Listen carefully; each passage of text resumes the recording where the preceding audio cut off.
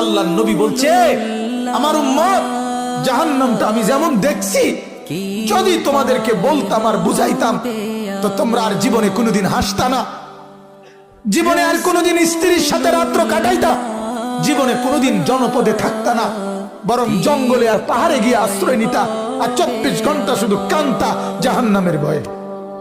আমি যেটা দেখছি, নবীজি বলছে, লাউ তা'লামুনা মা আ'লামু লা দাহিকতুম কালিলা ওয়া লা বাকাইতুম কাসীরা।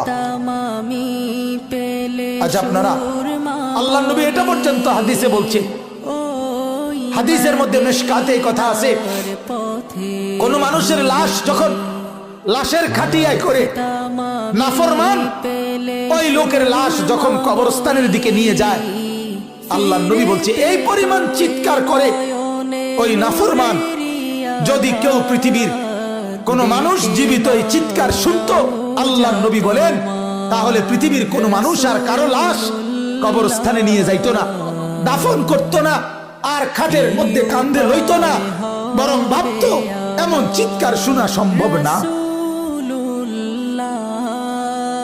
এই কথাগুলো সত্য বাপ, এই কথাগুলো এত বছর ধরে এত আলেম ওলামা কোরআন হাদিসের এত কথা, এগুলো মিথ্যা না। কি বলেন? এগুলো গল্প, এগুলো গল্প বলেন।